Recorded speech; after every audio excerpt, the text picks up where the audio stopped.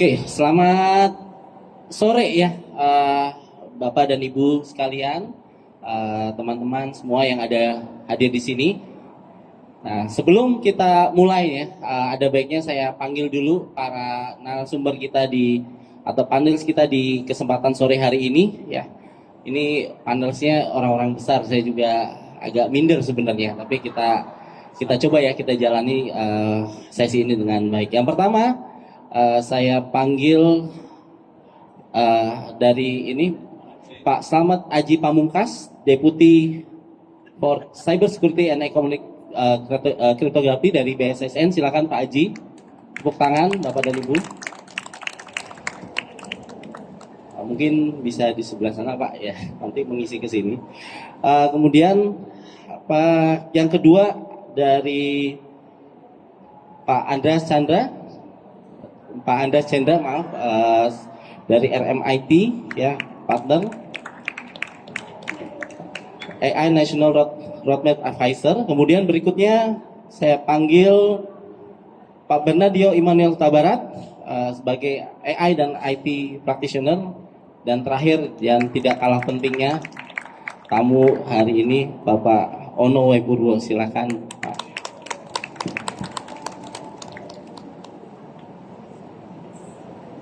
Nah, ini topiknya agak berat nih Pak ini di sore hari ini ya, tapi mudah-mudahan kita bisa melaluinya dengan baik. Nah, sebelum kita mulai ya, Bapak dan Ibu sekalian, kita mau mencoba untuk berkenalan, walaupun ya ini bukan wajah-wajah yang awam bagi kita semua ya, tapi ada baiknya saya beri kesempatan untuk Bapak dan Bapak-bapak di sini semua sama Mas-mas ya, untuk sedikit sharing ya, apa yang sedang terjadi saat ini di industri cloud, atau mungkin mengenai AI. Ada yang ngomongin soal cyber security dengan layer protection ya, kemudian ada juga yang ngomongin nanti kedaulatan digital, atau mungkin dari segi regulasi mungkin ya gitu.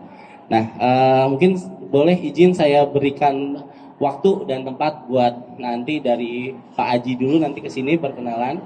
Nanti kalau ada pemaparan monggo disampaikan dulu satu persatu. Ya, silakan Pak Aji. Waktu dan tempat saya berikan. Baik, terima kasih. Assalamualaikum warahmatullahi wabarakatuh. Selamat sore, salam sehat Bapak Ibu semua. Saya Slamet Aji Pamungkas, biasa dipanggil dengan nama Mamung, dari Badan Cyber dan Sandi Negara. Saat ini diberi amanah sebagai Deputi Keamanan Cyber dan Sandi Perekonomian. Ini langsung saya paparan atau perkenalan dulu? Boleh perkenalan, nanti langsung sama paparan. Nah, nanti kita, atau mungkin perkenalan dulu satu-satu dulu ya, nanti baru nanti pemaparan boleh ya. Baik, masih semangat semuanya? Pantun dulu ya, dua baris, mohon cakepnya atau handsome gitu. Naik gunung lewat laut, terbaik dan selalu untung semua yang di sini mengikuti cloud. Yeay. Perkenalkan, Mas saya Andreas Chandra. Jadi saya di sini belajar banyak dari para beliau ini.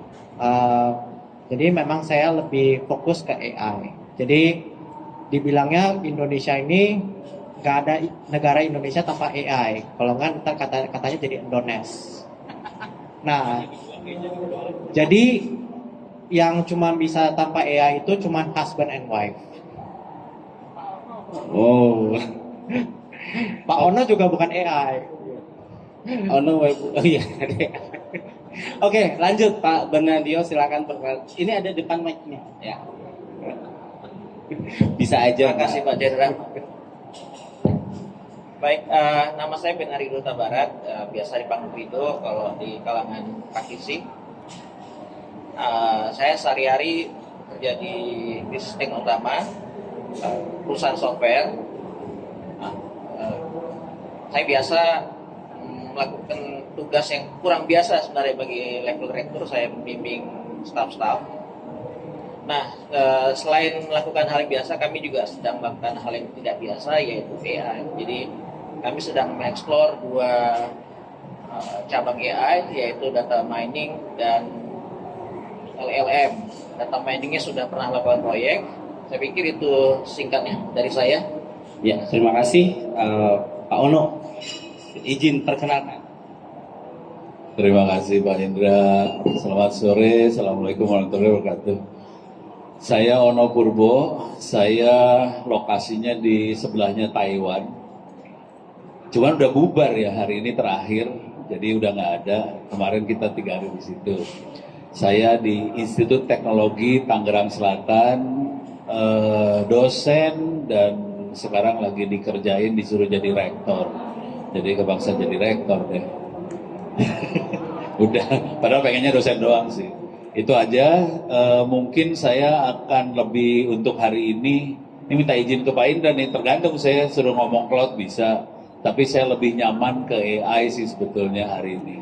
Karena kita juga melepaskan, nantilah saya ceritain apa yang kita kerjain di AI tadi.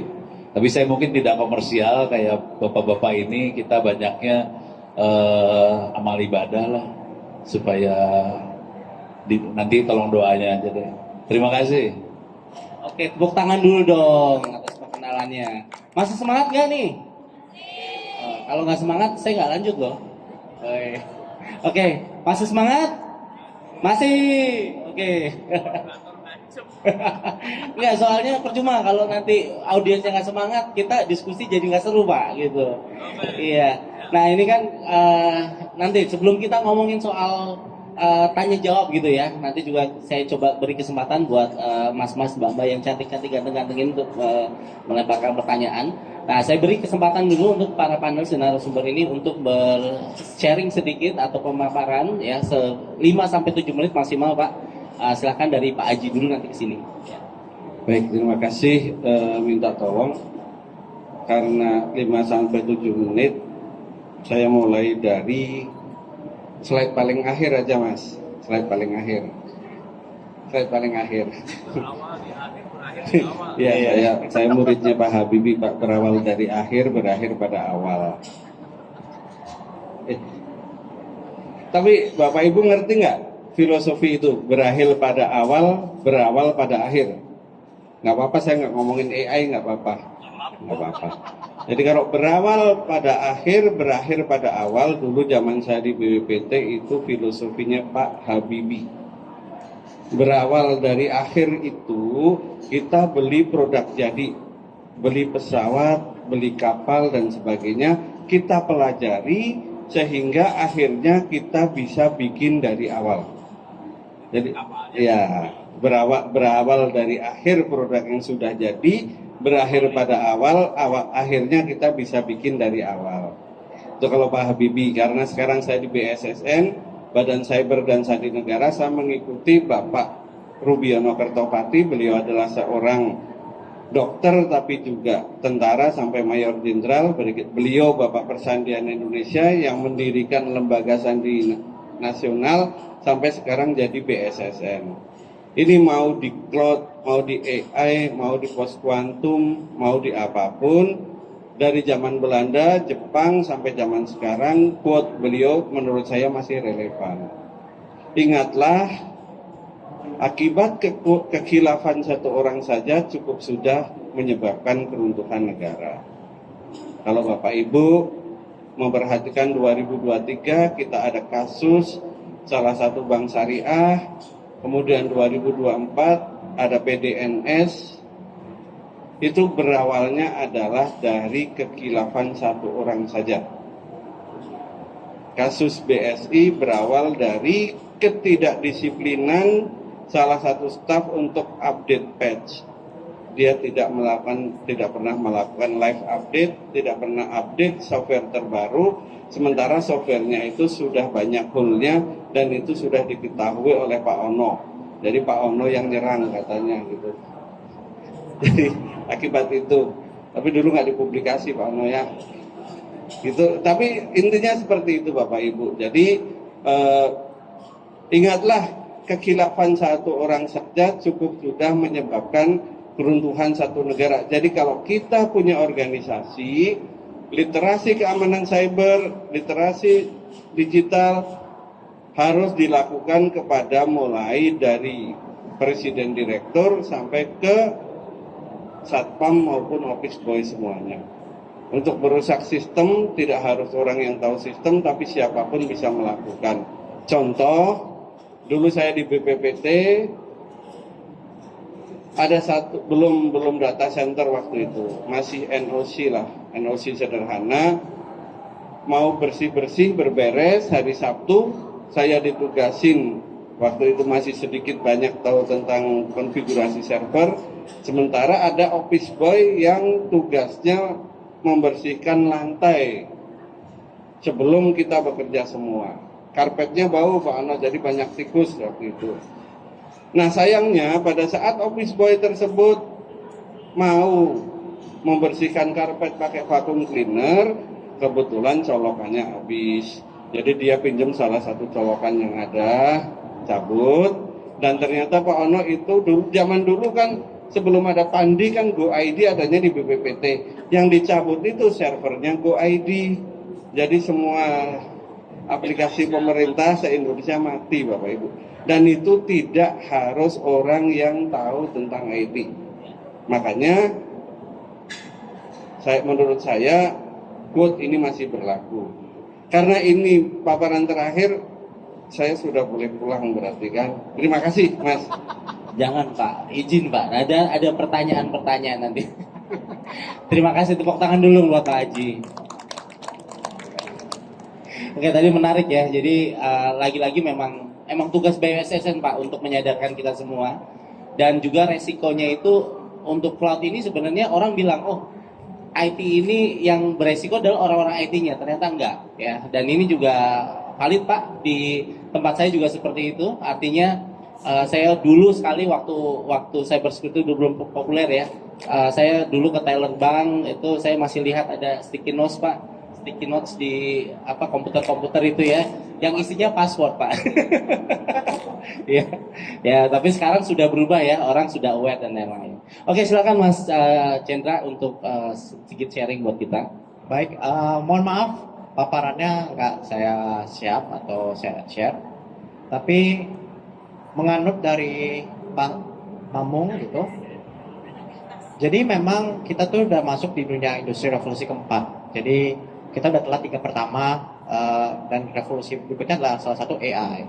Tapi dengan perkembangannya zaman masih banyak literasi yang kita ketinggalan. Kita ambil contoh bahkan di Jepang dan Singapura kita tuh ada namanya chatbot. Nah, jadi saat saya bantu Menteri Pariwisata, chatbot itu masih rawan untuk submit paspor KTP. Jadi kita di ChatGPT itu masih banyak yang submit dokumen-dokumen rahasia gitu. Nah, peran cloud ini adalah kita sebagai perbankan data gitu. Tapi cloud itu juga perlu dengan namanya security.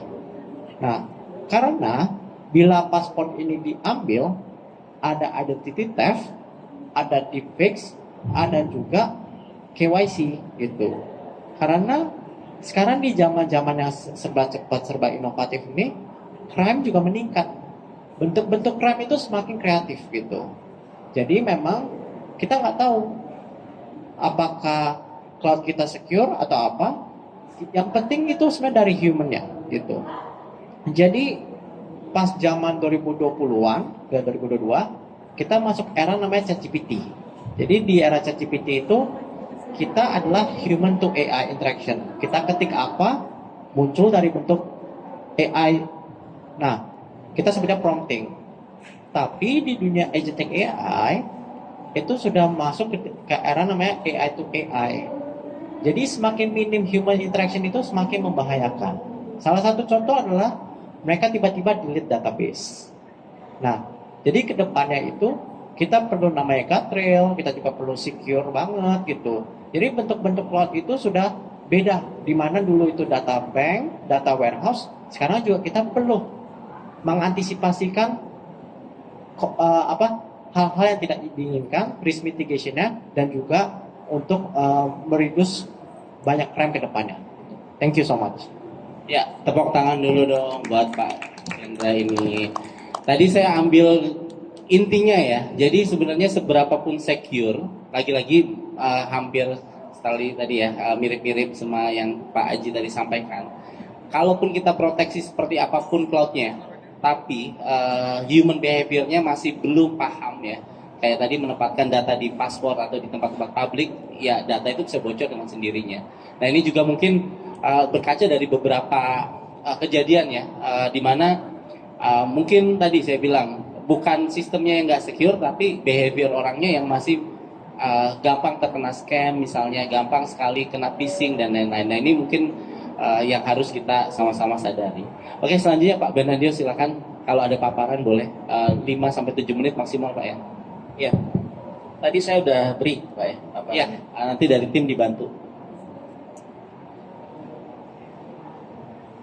Silakan aja ditayangkan. Baik, saya akan singkat saja. Jadi ini paparan saya yang biasa untuk kalangan hukum ya. Jadi saya beberapa kali ngajar kalangan hukum tentang AI, ya, jadi kurang teknis. Nah ini tentang saya. Oke, skip saja, nggak apa. Nah, oke, jadi apa itu kecerdasan buatan? Ini agendanya. Ya. Ada 4. Lanjut. Nah, saya sering katakan gini, itu artificial intelligence itu buatan ya, dan buatan manusia bukan buatan Tuhan. Waktu saya kasih presentasi seperti ini di suatu kampus, terus baru ada yang sadar, oh iya Pak ya, itu buatan manusia ya. Iya, bukan buatan Tuhan, AI itu. Oke, next. Nah, kategori-kategori kecerdasan yang udah ada di AI itu sudah beragam. Jadi kalau dulu kayak cuma matematis saja gitu ya, enggak. Jadi kita lihat dulu kategori-kategori kecerdasan manusia. Jadi ini ada yang motorik, itu ada penari Blackpink, ada kontoris. Nah, terus ini ada musikal. Saya sampaikan tribute untuk pahlawan musik kita Bu Titik Puspa yang baru meninggal ya. Lanjut, ini ada yang matematika. Saya kali ini tempatkan matematika di nomor 3 bukan nomor 1. Oke, lanjut. Politik. Lanjut. Ada olahraga, tuh ada Irene Iskandar dari Indonesia. Lanjut. Bisnis ya, itu ada Pak Dahlan Iskan. Lanjut. Nah, teknologi ya ini rasanya yang Tesla tahulah ya. Dan nanti yang paling atas itu salah satunya nanti akan saya sebut lagi. Lanjut. Nah, hukum itu Pak Nanduing Nasution, salah satu pakar hukum kita, almarhum. Lanjut. Nah, jadi tadi saya sengaja buat tampilkan 8 kategori kecerdasan. Tidak ekshaustif, tapi ya itu cukup mewakili. Nah, kecerdasan motorik apakah sudah bisa disimulasikan oleh AI? Sudah. Jadi sudah ada robot-robot yang motoriknya ya inilah. Udah mulai bagus lah ya. Musik juga sudah ada, itu ada bisa dilihat sendiri websitenya. Next. Nah, matematika nggak usah disebut lagi lah ya. Dari dulu itu justru yang pertama kali dibuat kalau AI. Lalu politik juga, maaf tadi. Jadi itu ada pertanyaan tentang politik. Jadi diskusi politik sekarang itu pakai hasilnya interaksi dengan ChatGPT. Lanjut. Nah, olahraga. Sekarang yang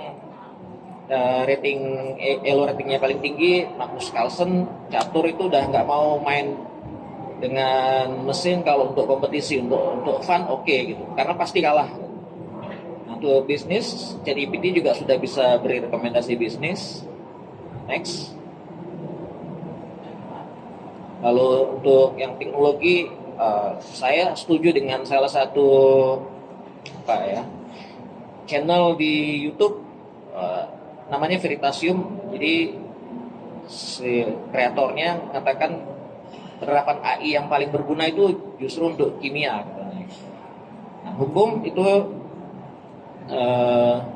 hukumonline.com sudah memakai AI, subscription-nya 8 juta per bulan per orang.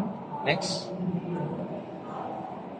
Nah, ini kenapa sih AI itu pertama kali di pursue ya, kayak dikejar gitu. Nah, itu sebenarnya untuk memenangkan perang. Nanti saya di slide selanjutnya nanti akan saya elaborate sedikit. Lalu human curiosity, jadi keingin tahuan manusia aja. Jadi apa kita bisa buat begini, bisa buat gitu. Nggak ada motivasi lain awalnya. Tapi sekarang orang pakai AI ya untuk bisnis ya kebanyakan. Lanjut. Nah itu ya kalau pakai literatur biasa, AI itu di start sekitar 1940-an oleh bapak kecerdasan buatan namanya Alan Turing. Di filmnya tadi saya sempat singgung, jadi Imitation Game ini di Netflix bisa dilihat. Saya sendiri sudah lihat, bagus bagi saya. Lanjut. Nah tadi 8 kategori AI itu meniru kecerdasan manusia itu cuman salah satu saja dari cara kategorisasi, tidak satu-satunya cara pengkategorian ya. Jadi ini ada kategorisasi lain yang ada yang Narrow AI, General AI, dan Super AI. Lanjut. Nah, di kalangan hukum itu seringkali ada pembicaraan apakah AI bisa dibuat sebagai subjek hukum. Bagi saya itu mereka bertanya kayak gitu karena kurang paham teknologi ya. Kalau AI kan ujung-ujungnya ya teknologi lah. Nah itu bisa diwujudkan dengan hanya software, hanya hardware, atau gabungan keduanya. Sebenarnya sesimpel itu. Next. Nah, jadi yang sedang hype saat ini LLM, kami pun sedang mengeksplor LLM. Next. Application of AI ya rasanya nggak usah ngomong panjang lah ya. Orang-orang yang hadir di event teknologi ini pasti sudah pakai AI juga. Oke, next.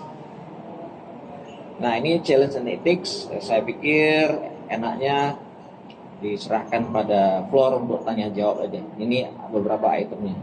Saya pikir gitu. Oke. Saya baru mau izin 1 menit lagi, tapi udah selesai. Tepuk tangan dulu buat Pak Benadio.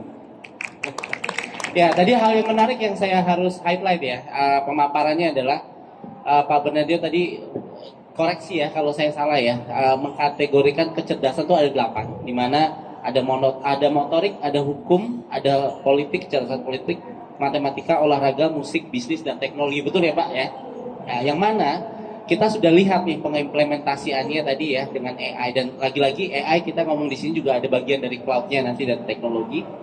Nah, pertanyaan yang bernitik tadi yang disampaikan adalah apakah AI bisa dijadikan subjek hukum? Nah, mungkin nanti nih dilihat nih ya, bisa nggak ya? Karena ada pertanyaan yang bernitik, gimana kalau misalnya self driving car itu ya, ketika terjadi kecelakaan dan ada korban jiwa, bahasanya seperti itu, lalu siapa yang disalahkan? Nah ini juga mungkin akan jadi pematik juga untuk diskusi. Pak Ono ada yang mau disampaikan nih Bapak?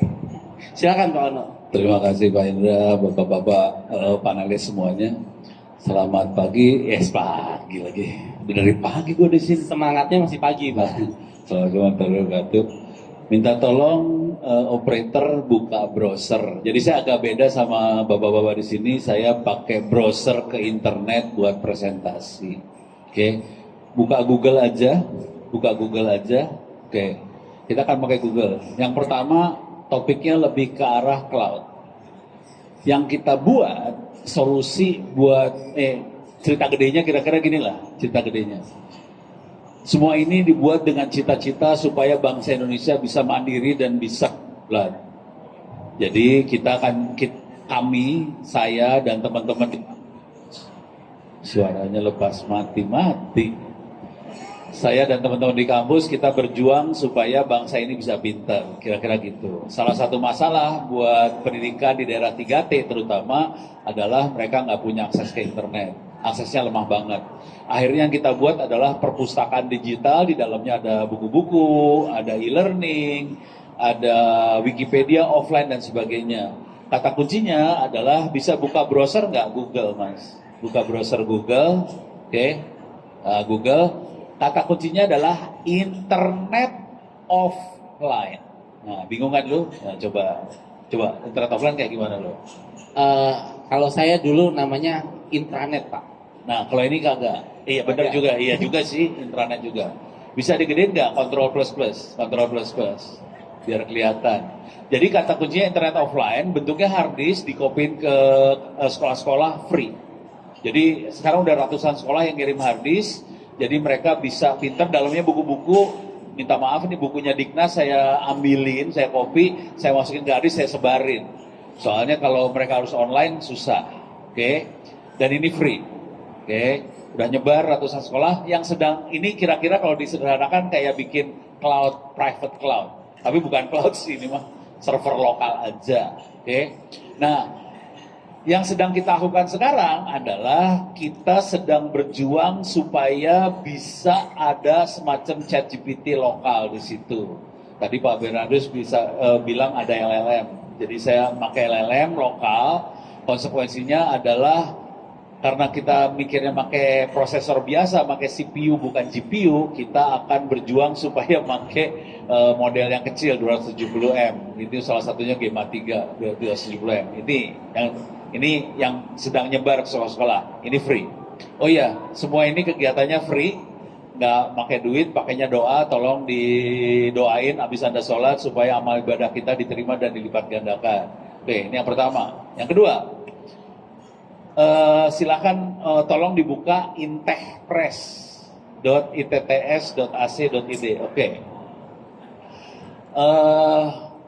Kita tahu oke lah ada teknologi yang namanya AI. Oke lah ada teknologi yang namanya machine learning, segala macam. Cuman itu hanya bisa berjalan dengan baik kalau ada manusia yang pinter, yang ngerti seperti itu.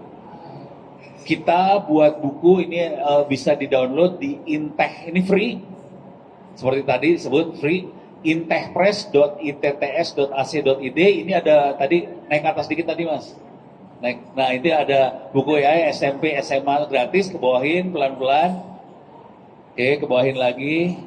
Ini ada yang SMK, ini yang paling baru, SMK ini paling baru. Ini baru di launching 2 minggu yang lalu.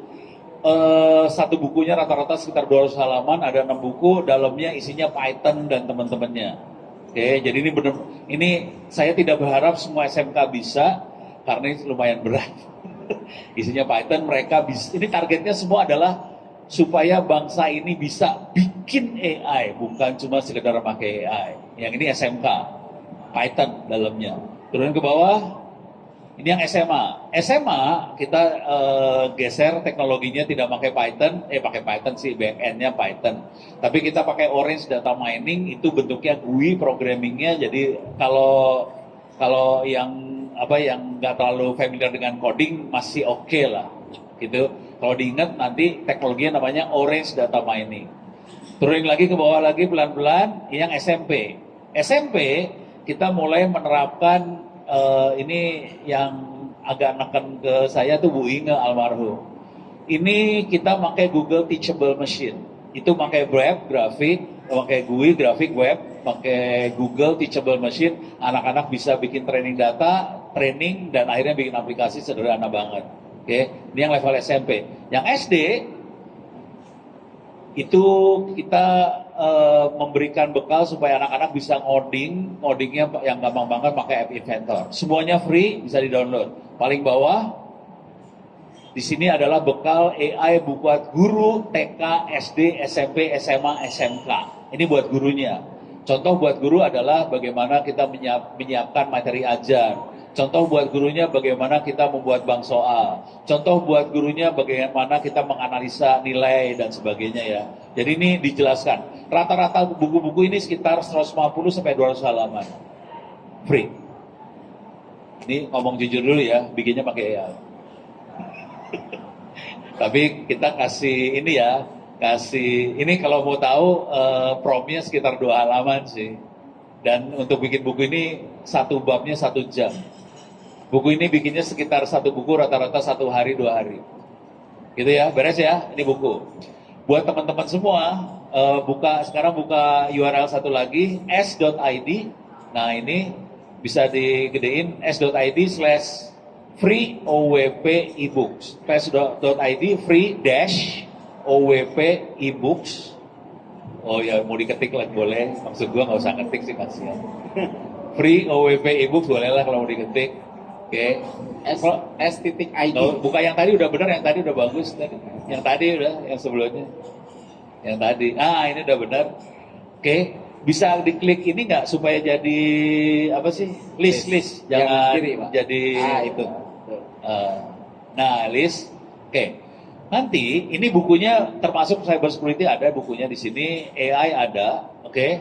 Salah satu buku yang dirilis tadi pagi, tadi pagi. Pakai AI juga.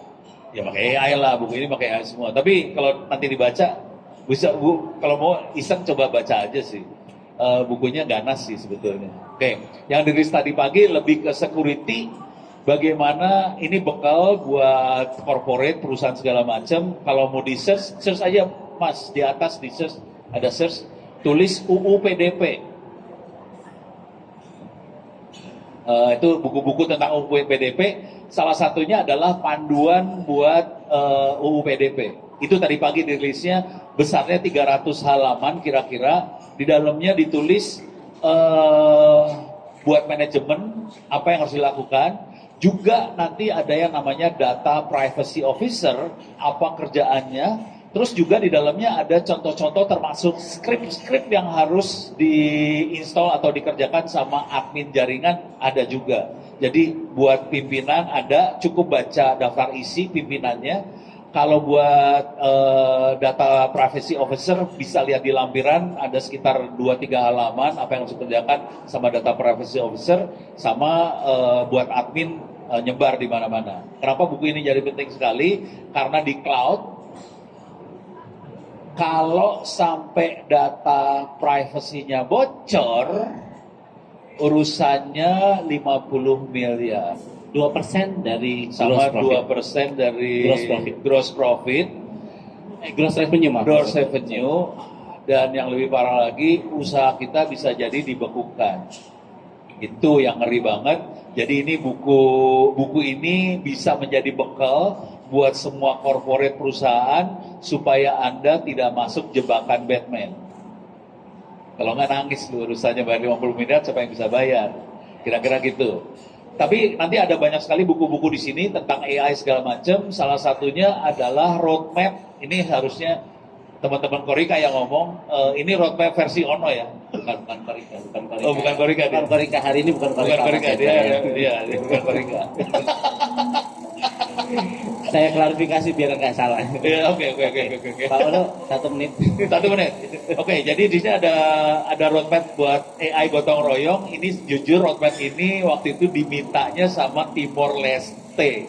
Presidennya sama Menteri Pendidikan minta supaya Timor Leste bisa adopsi AI. Saya bikinan roadmap buat Timor Leste. Cuman gondok dong sebagai bangsa Indonesia. Gila, pikiran gue buat Timor Leste. Gue bikin lagi buat Indonesia. Tapi poinnya adalah kita harus bikin SDM supaya kuat. Yang kedua kita harus bikin ekosistem supaya kuat, supaya nanti Indonesia bisa menjadi salah satu negara yang disegani urusan AI dan teman-temannya di Asia Tenggara maupun Asia Pasifik. Sekian, terima kasih, mudah-mudahan bisa bermanfaat. Billahi taufiq wal hidayah. Assalamualaikum warahmatullahi wabarakatuh. Terima kasih, silakan tepuk tangan dulu. Ya, ini menarik ya. Jadi ada beberapa cerita di sini, tapi fokus kita diskusinya masih sama. Kita ingin bagaimana caranya untuk menciptakan cloud yang aman ya. Di sini dari praktisi bagaimana, dari regulasi sebenarnya yang ada seperti apa gitu kan yang untuk mendukung ke arah sana sehingga apa terjadi keterjaminan nanti masa depan apapun aplikasi ataupun teknologi yang nanti berbasis AI ini bisa maju ya, bisa terus kondusif dan lagi-lagi ya bisa ada manfaatnya ya, kita bisa memaksimalkan manfaatnya. Nah mungkin saya ke Pak Bernard dulu Pak Bernard dulu, nanti baru ke sana. Kita ngomongin nanti regulasi baru ke Pak Ono terakhir. Bukan, maksudnya ke regulasi dulu Pak Haji, nanti baru kita ke Pak Ono.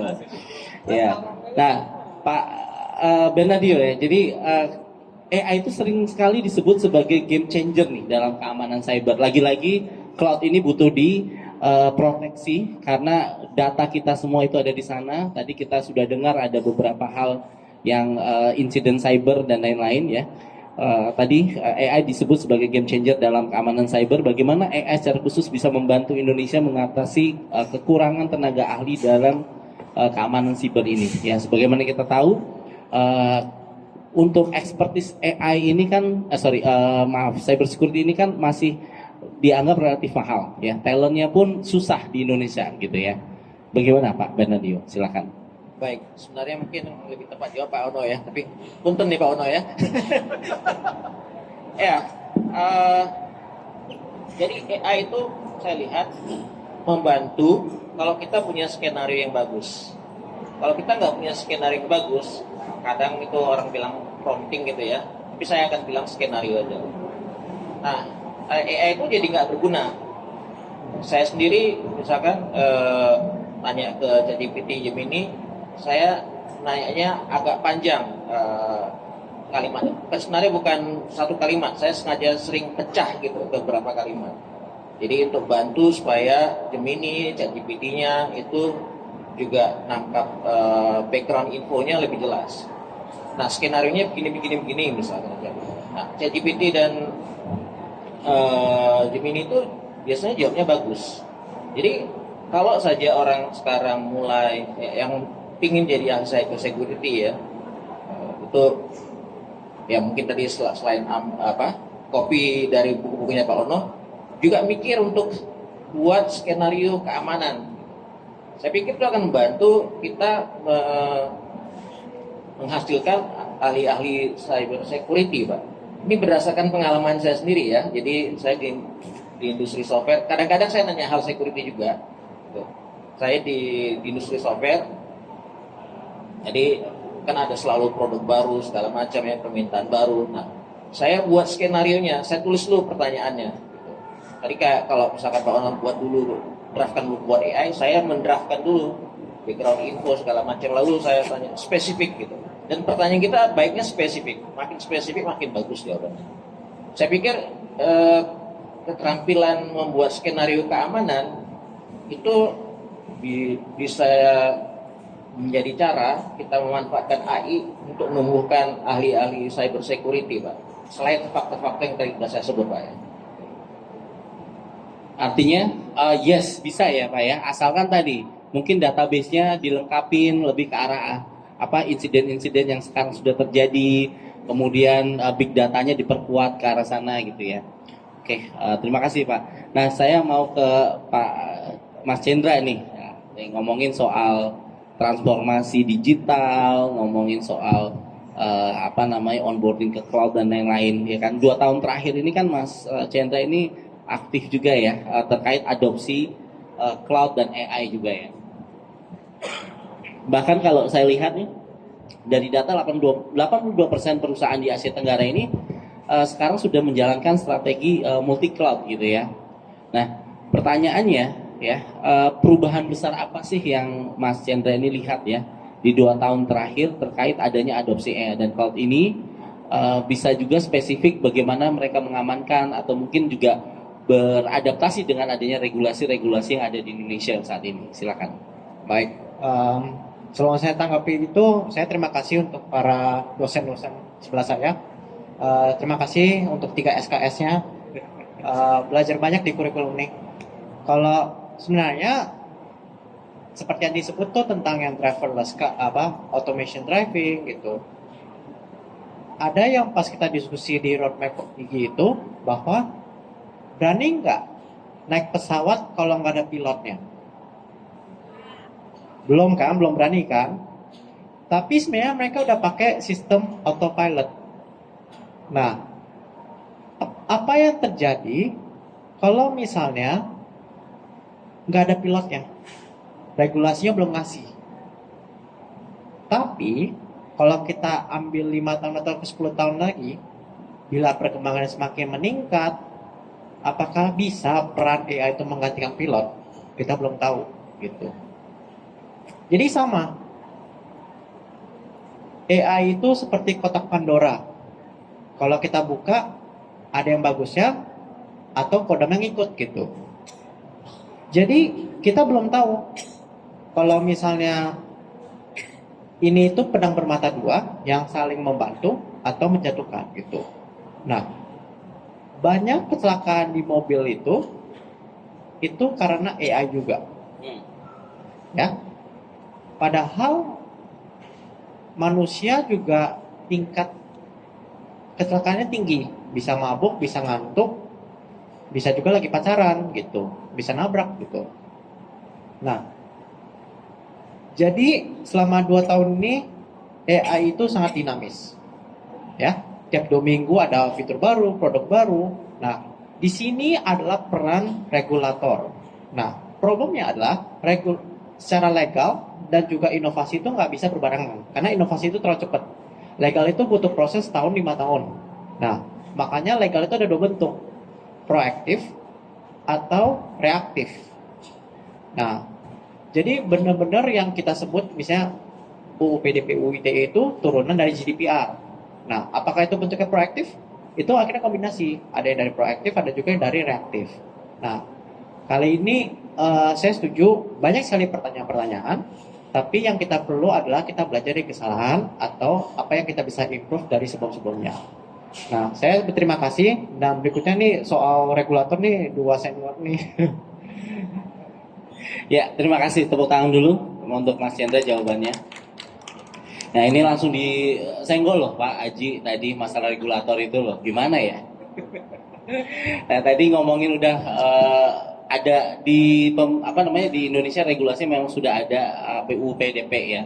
Tapi pertanyaannya dengan implementasi UU PDP yang 2 tahun terakhir kalau nggak salah ya, apakah ini udah cukup ya untuk tadi mengatasi masalah yang ada untuk perlindungan keamanan gitu ya, atau ada beberapa ketentuan, mungkin ada beberapa data yang mungkin harus diproteksi lebih dan lain-lain gitu ya. Apakah menurut BSSN ya, apakah goal yang kita ingin capai bersama ya dengan adanya tadi peningkatan keamanan, dengan adanya proteksi PDP, kemudian adanya dibentuk tadi tim data protection DPO tadi, itu sudah cukup untuk mencapai goal kita ya untuk keamanan di bidang cyber security, ataukah belum gitu? Kalau belum, apa gapnya gitu Pak Haji? Ya silakan. Baik, pada intinya kita masih berproses. Sudah ada undang-undangnya, disahkan tahun 2022 dan harusnya berlaku efektif Oktober 2024. Namun sampai sekarang belum turun juga perpresnya, dan juga badan yang mengurusi PDP juga masih belum ada. Namun sebetulnya sisi positifnya adalah bahwa dengan UU PDP itu harusnya kedaulatan data ya, kedaulatan digital juga harus menjadi lebih diperhatikan. Di beberapa sektor UU PDP itu sudah sangat ketat diberlakukan. Misalnya di sektor keuangan, BI dan OJK sudah membuat peraturan-peraturan turunan terkait UU PDP, tentu saja dengan maksud untuk melindungi sektor keuangan. Kemudian selain itu juga saya pernah mendengar dari salah satu teman di OJK, ada juga permohonan pengecualian terhadap UU PDP untuk lingkungan misalnya perbankan.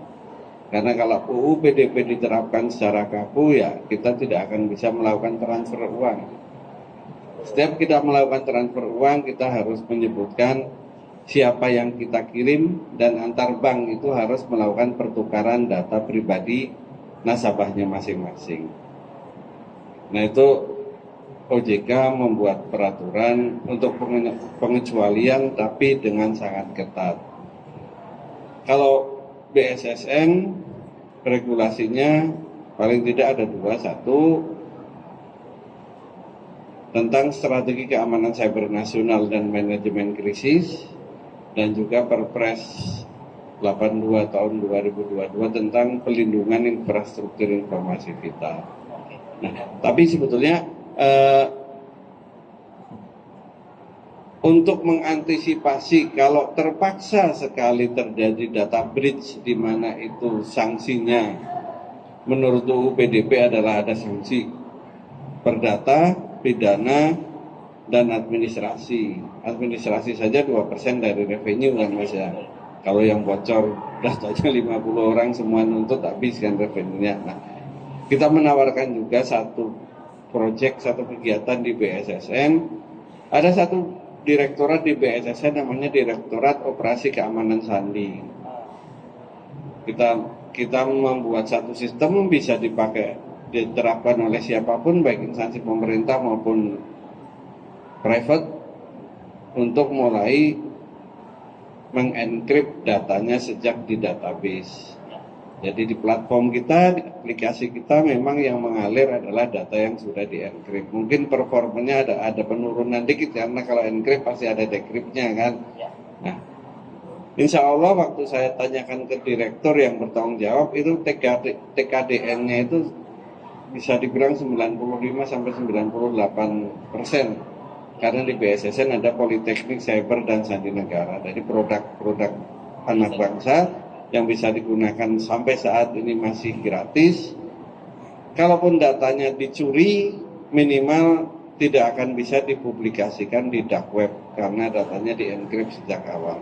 Kira-kira seperti itu, Mas. Ya, terima kasih Mas Pak Aji. Silakan tepuk tangan dulu untuk Pak Aji jawabannya. Jadi intinya gini ya, teman-teman, jadi harus yakin dan percaya kalau dari pemerintah atau melalui BSSN ini selalu aktif, bahkan proaktif ya, untuk tadi melakukan perlindungan data, termasuk juga tadi memperketat dan melakukan monitoring terhadap implementasi undang-undang yang sekarang ini sudah berjalan gitu. Dan tentunya membantu tadi ya, membantu industri tadi, sektor-sektor tertentu. Tadi Pak Aji bilang ada beberapa sektor jangan terlalu kaku gitu ya, jangan terlalu kaku. Mungkin termasuk UMKM Pak yang jangan terlalu kaku. Nah ini Pak Ono nanti ngomong nih UMKM gimana biar undang-undangnya jangan terlalu kaku regulasinya. Ya mungkin Pak Ono, untuk Pak Ono, nah ini nih sebagai praktisi dan apa namanya yang sejak lama ya mendorong demokratisasi teknologi di Indonesia. Bahkan dulu saya belajar itu ya Wajanholik itu dari apa namanya bukunya beliau gitu ya yang dipublis di internet lagi-lagi. Nah, bagaimana menurut Pak Ono ya keamanan cloud bisa dihadirkan untuk UMKM ya, terutama tadi sebenarnya regulasinya juga sebaiknya untuk UMKM ini seperti apa ya, untuk UMKM, sekolah dan masyarakat luas pada umumnya gitu ya. Karena saat ini kita tahu cloud itu hanya untuk enterprise biasanya karena harga gitu kan. Seperti itu. Bagaimana? Terima kasih. Sarannya gini deh, kalau teman-teman semua iseng dan bisa masuk ke dark web, ini ngomong dunia hitam nggak apa-apa ya? Bebas ya. Ini jujur saya sering masuk ke dark web lewat tool yang dibikin sama teman-teman di Pasteur Cyber Army. Ini kondisi hari ini minta maaf Pak Mamong. Kondisi hari ini data jebol 2 hari sekali Pak. Jangan digini Pak, nanti ketangkep press bilangnya data jebol yang mana nih? Minta maaf, data jebol 2 hari sekali. Ransomware sih kali sebulan sekali ada ya ransomware yang kena. Ini informasi dark web ya. Kalau serius pengen lihat, gue harus buka laptop gue sih. Tapi kira-kira gitu. Password banyak yang jebol. Oke. Itu satu hal. Satu hal lagi yang perlu kita concern juga, sebetulnya cara berpikirnya kira-kira gini. Kita perlu melihatnya, kalau orang-orang IT biasanya akan nyebut 3 hal. People, proses, teknologi untuk satu masalah. Oke. Regulasi, undang-undang segala macam satu sisi itu lebih ke arah proses. Kita bisa pakai regulasi, bisa pakai SOP segala macam. Oke. Itu mungkin bisa membuat jalan menjadi lebih sirotol mustaqim, lebih lurus, membuat proses lebih aman, itu pakai regulasi. Cuman kalau dua yang lain tidak ada, regulasi juga jadi nggak punya kaki, nggak bisa jalan, gitu ya. Jadi kalau saya cenderungnya, oke, regulasi, pemerintah sudah ngerjain PR, bikin regulasi, oke. Cuman kita butuh 2 hal lagi tadi, teknologi dan satu lagi adalah manusia. Nah ini nambahin komentarnya Pak Berandus ya. Untuk cyber security, kami kampus Institut Teknologi Tangerang Selatan melepaskan kuliah cyber security free. Kita melepaskan kuliah tentang data science AI free. Sekarang saya pengen nanya dulu ke moderator nih. Waduh, saya kena tanyaan juga nih. Bayangkan kita ngelepasin kuliah cybersecurity free. Oke. Karena free yang daftar 38.500 hari ini yang make. Itu free, bisa dikerjakan ujiannya berulang-ulang, nggak ada batas, boleh copy paste ke Google, cari jawabannya di Google silahkan. Kira-kira dari 38.500 orang yang bisa lulus dapat nilai 90 berapa orang?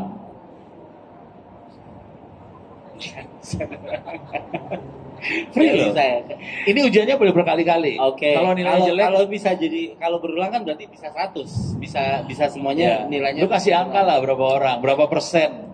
Waktu habis lu mati lu. 90. Oke, gua kasih jawabannya 66 orang doang yang lulus.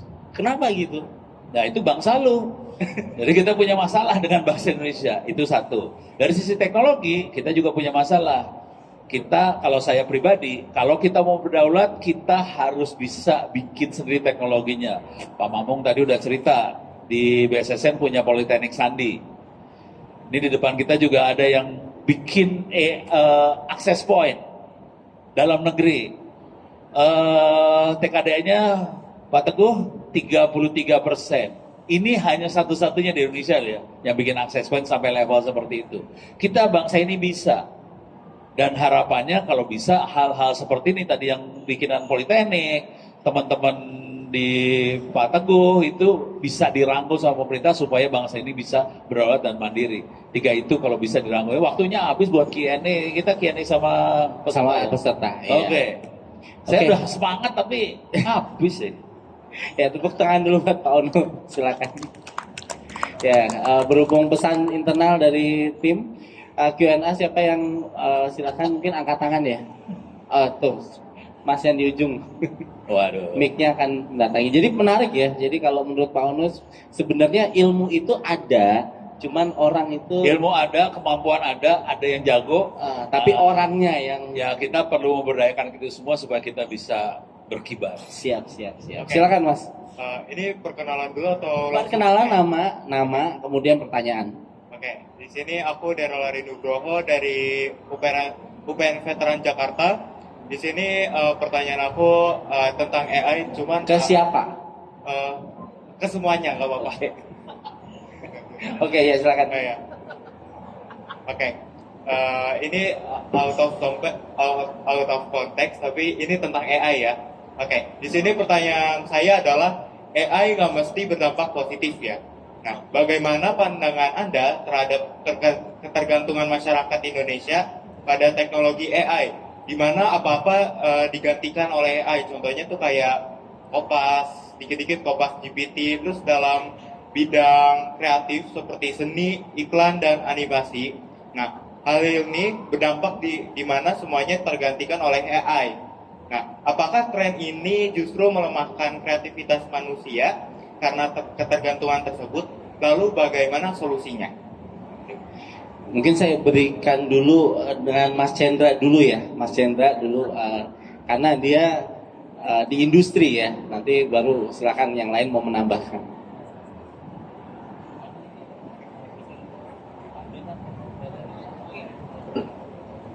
Habis ya baterainya. Baik, thank you. Itu pertanyaan menteri itu.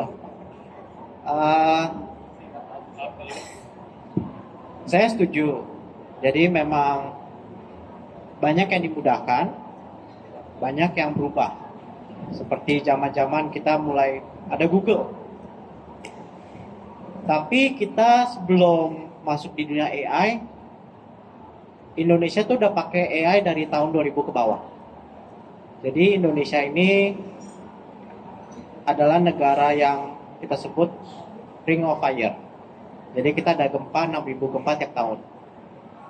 Jadi yang kita lakukan adalah untuk prediksi gempa adalah dari migrasi burung. Ya kalau burung lewat itu tanda-tanda bencana alam.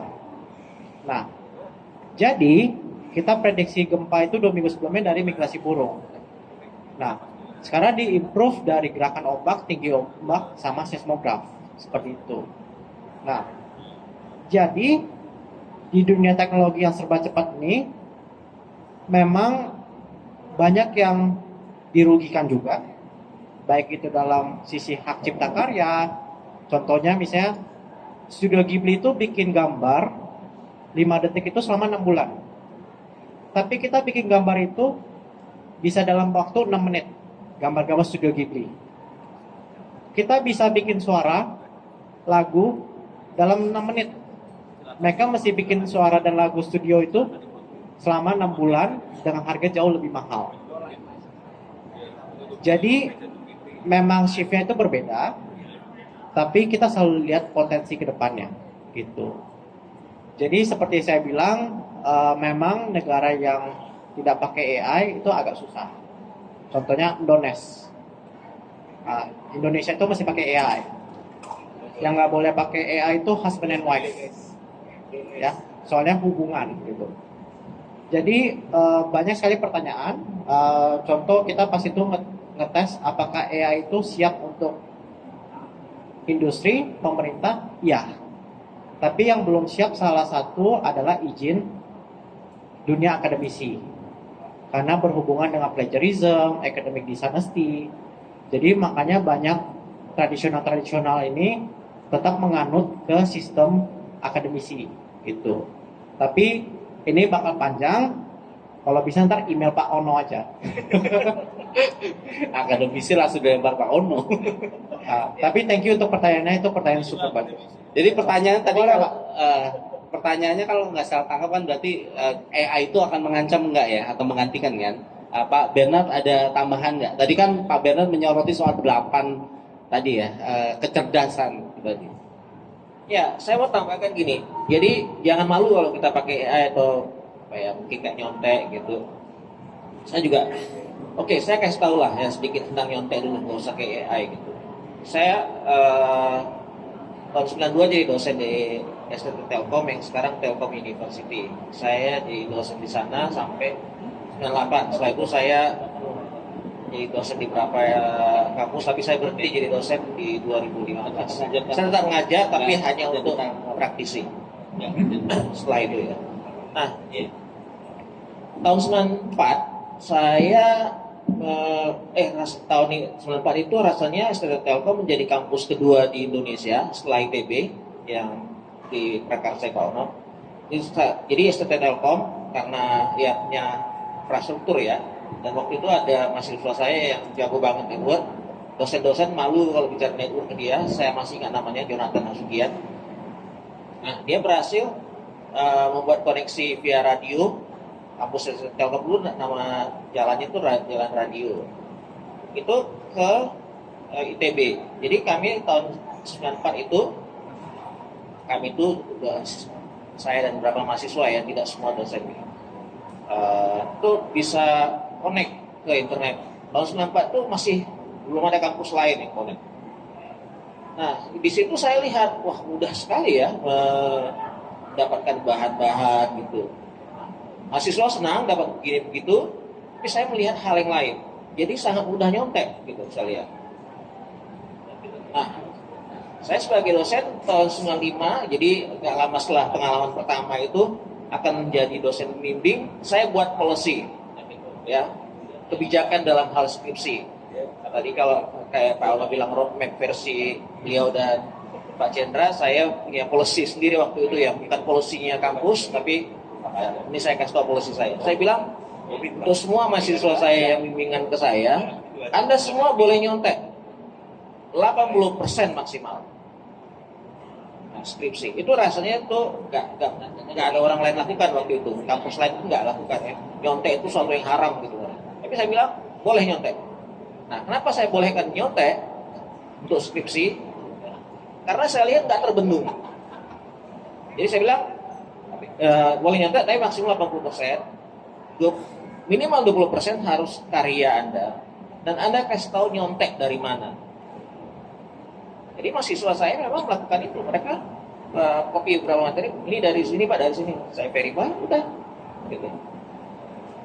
Nah, jadi nggak perlu malu nyontek ya, asal nyonteknya di luar mahasiswa aturan lah. Jadi misalkan kalau kalau tidak dalam aturan ya jangan nyontek. Contoh ujian di mana Anda tidak boleh nyontek ya jangan nyontek. Gitu ya. Nah, Kemudian saya mau tambahkan mengenai hal nyontek juga yang sekarang saya kasih tahu hal yang memalukan. Silahkan search, itu Deloitte Touch, itu salah satu firma akunting terbesar di dunia, Big Five atau Big Four dia itu didenda, dihukum pemerintah Australia karena membuat laporan consulting dengan memakai robot AI, saya nggak tahu tuh ChatGPT atau apa gitu, ketahuan dan akhirnya diakui gitu. Jadi mencontek sekarang itu ya biasa gitu ya. Ya tadi Pak Ono juga Pak Slamet juga bilang tentang apa kan mencontek dari produk yang sudah dibuat dulu kan orang lain. Yang lebih relevan sebenarnya atau yang lebih krusial itu gimana menconteknya dan kemudian ngasih nilai tambah. Dan kalau dalam hal akademis gimana menconteknya sesuai aturan. Tadi saya sebut saya bolehkan nyontek di pembuatan skripsi, tapi tetap saya tidak bolehkan nyontek saat ujian. Itu hal yang berbeda. Itu dulu dari Terima saya. kasih Pak Bernardo. Tepuk tangan dulu untuk boleh masih satu pertanyaan atau sudah bisa di closing ini? Panitia mana? Gua ini dong masih komentar. Oh boleh kalau mau nambahin dikit. Tadi pertanyaannya kira-kira gini, apakah dengan adanya AI bisa jadi manusia tergantikan kan ya? Kira-kira kayak gitu ya. Ini pertanyaan ini banyak sekali yang nanya. Waktu saya ke Timor Leste nanya juga sama, waktu saya ngasih ceramah nanya sama. Tapi logika saya kira-kira gini, AI teknologi akan membuat kita lebih tajam sih sebetulnya. Nah, yang jadi masalah adalah tajam yang di mana nih? Kalau jadi kreativitas, kebodohan, pinter segala macam harus dipupuk dari SD, dari kecil. Anak-anak harus dipupuk jadi kreatif, anak-anak dipupuk jadi rajin segala macam. Itu harus dari kecil. Kalau AI masuk, dia akan mempertajam apa yang kita punya, gitu ya. Kalau kita kreatif, tambah AI, jadi kreatif banget. Kalau kita rajin, tambah AI, rajin banget. Kalau kita males, tambah AI, males banget. Kalau kita bodoh, tambah AI, bodoh banget. Jadi AI itu akan membuat orang lebih dahsyat daripada sebelumnya. Gitu. Jadi sarannya, sebelum mengenal AI, adik-adik kita, anak-anak kita dipupuk supaya jangan sampai jadi dahsyat kayak gitu. Nah sekarang saya kasih contoh. Ini kayaknya orang ngomong doang ya, Omdo. Ini jujur, tadi kan saya kasih Google Drive ya, s.id/free OWP ebooks. Oke. Tadi Pak Bernardus juga cerita bahwa Deloitte sampai dituntut karena pakai ChatGPT. Oke. Pakai AI robot. Pakai AI robot. Oh, nggak usah nyebut merek ya. Oke. Ini buku-buku itu free bisa diambil. Kemudian ini waktu itu di DPR RI ini, teman-teman IT-nya DPR, saya lagi cerita gitu, mereka download tuh buku-bukunya. Buku saya di-download sama mereka. Tahu sendiri anak IT DPR RI kan iseng semua isinya kan. Ambil, download, dicek, diturnitin loh, bajingan ya tuh anak-anak itu. Cek, diturnitin. Sekarang gue pengen nanya ke lo, berapa persen? 1% mungkin. Enggak. Apanya maksudnya? Nyonteknya? Nyonteknya 100% Pak. 100%? Iya. Oke. Pak Bernardo? 250? Hah? 58? 80? Hasilnya 5% Pak. Kuncinya sebenarnya sederhana. Kalau kita bilang AI tolong bikinin buku, keluarnya gede.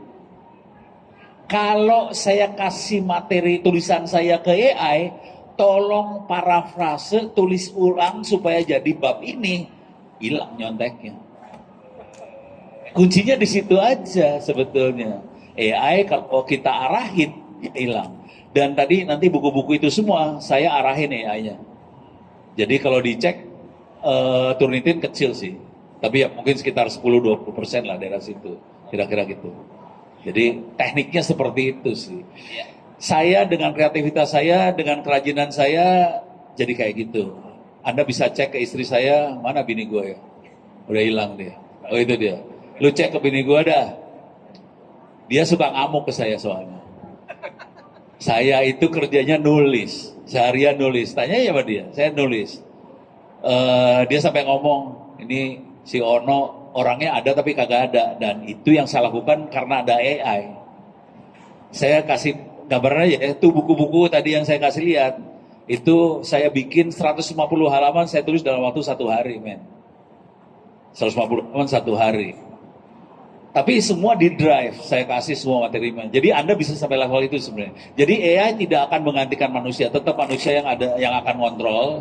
Tapi kita harus kasih kasih kemampuan manusia itu supaya kreatif apa segala macam sejak dini. Kalau enggak kita kacau. Oke. Artinya sebenarnya bukan kita digantikan, tapi kita yang jadi merasa digantikan karena tadi kita Karena di bawah standarnya. kita nggak punya kemampuan rata-ratanya, itu. betul, ya. Oke. Jadi Terima kasih. jangan sampai kita dikontrol AI, kita harus yang kontrol AI. Oke, Pak. Izin Pak saya angkat karena satu lagi pertanyaan sebelum kita tutup. Satu lagi pertanyaan. Waktu habis ya, Satu lagi Ya. pertanyaan, habis itu kita closing. Ini Nanti sebelum muncul lagi nih alarmnya di layar saya. Tes. Ya. Sebelumnya semuanya selamat sore, nama saya Iqbal. Ditujukan ke siapa nanti pertanyaannya? Ke semuanya aja sebenarnya, secara umum aja nggak apa-apa. Saya lebih ke fokus terkait AI sama keamanan yang bahasanya kasus-kasus yang belakangan ini terjadi terkait AI. Saya sempat mendapat keamanan AI-nya berarti ya. bukan. Jadi suatu kejahatan yang bisa muncul karena AI gitu. Oh, oke. Saya sempat mendapat info bahwa di mana ada kejahatan yang di mana dia tuh AI itu bisa mengcopy suara kita, lalu suara kita itu dipakai untuk nelpon kontak-kontak orang lain gitu. Yang di mana itu dibuat untuk jadi suatu kejahatan.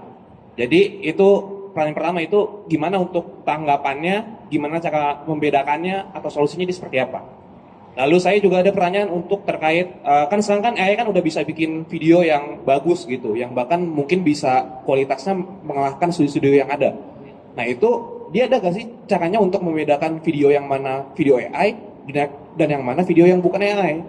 Lalu pertanyaan yang terakhir, ini kan Borongan ya, untuk teknologi ini kan, dia kan berkembang kan cepet banget kan. Bahkan mungkin kita sebagai manusia di Indonesia itu terbata-bata untuk mempelajarinya. Nah itu kira-kira mungkin nggak sih di masa depan tuh AI ini jadi yang lebih hebat dibanding kita manusia sebagai penciptanya? Cukup, terima kasih. Oke, terima kasih. Mas siapa tadi? Mas Iqbal. Mas Iqbal, tepuk tangan buat Mas Iqbal dulu. Nah ini saya rasa, mohon maaf Pak Ono, moderatornya hari ini saya. Gue tadi cuma mastiin doang.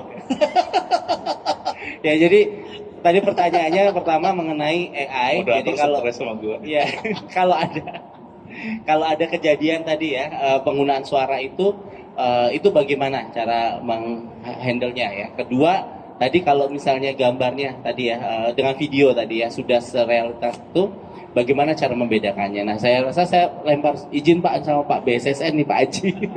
Kalau cara regulasi itu seperti apa? Mungkin dari regulasi dulu, nanti bisa ditambahkan oleh Mas Cendra atau Mas Bernardo ya. Iya. Ada tidak Pak kejadian? Sayangnya AI itu zaman BPPT sudah ada Pak Hamam ya, makanya sekarang jadi Korika ini sudah menyusun roadmap AI. Kemudian BPPT dilebur menjadi BRIN, kegiatan tersebut tidak berlanjut.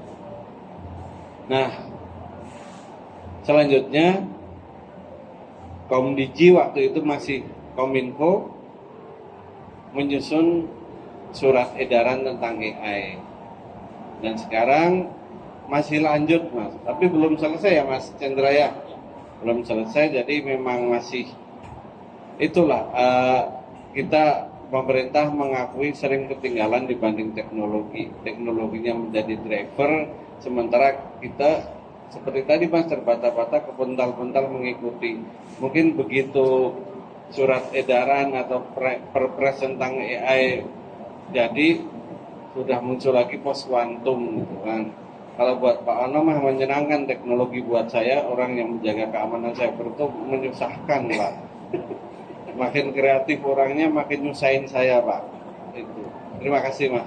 Oke, terima kasih. Artinya dari segi regulasi dari teknologi pun tetap akan catch up ya ke situ.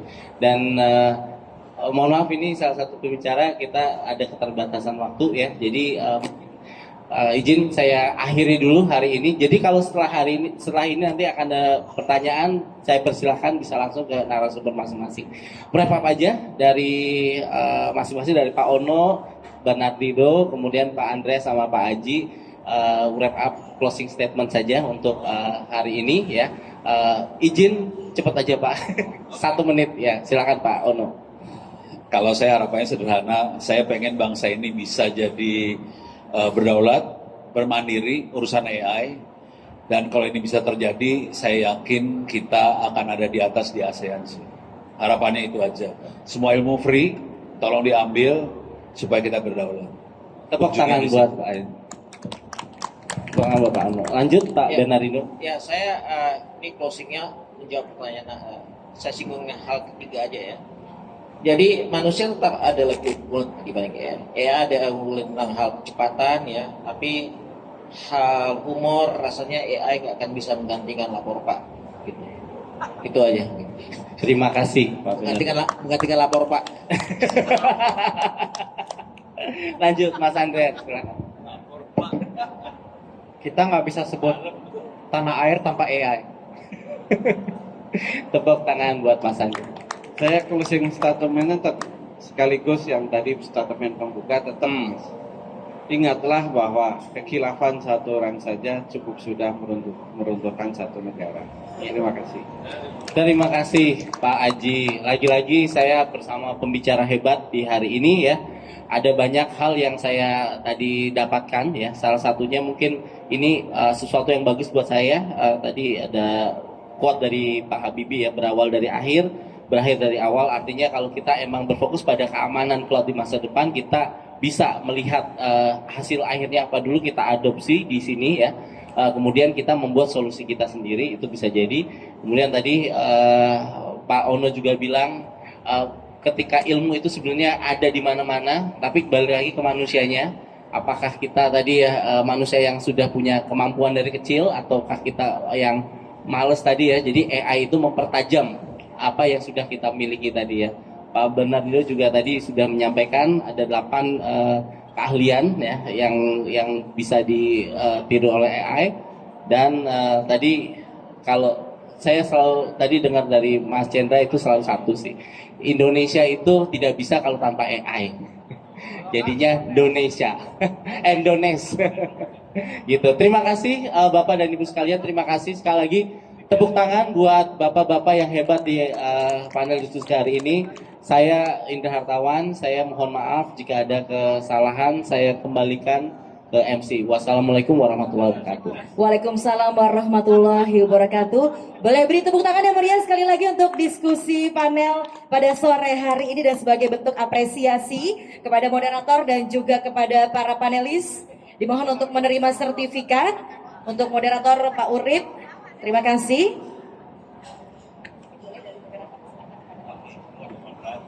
Selanjutnya kepada Pak Andreas Jendra.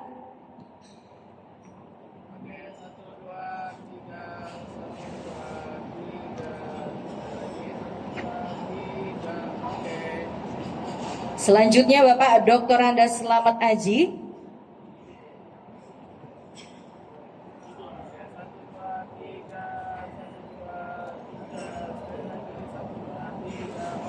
Selanjutnya kepada Bapak Bernardino.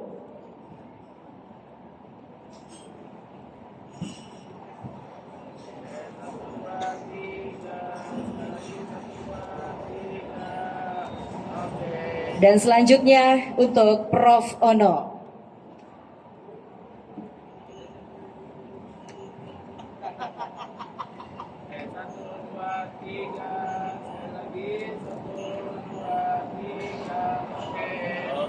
Baik, selanjutnya kita abadikan momen untuk berfoto bersama.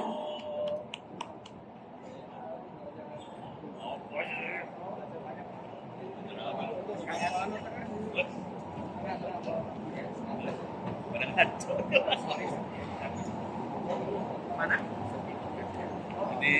lulus ujian. Lulus ujian 3 SKS.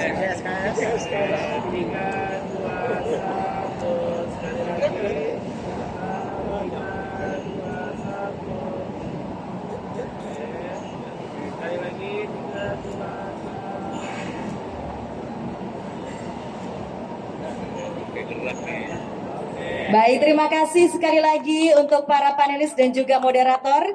Kami persilakan untuk kembali ke tempat duduk.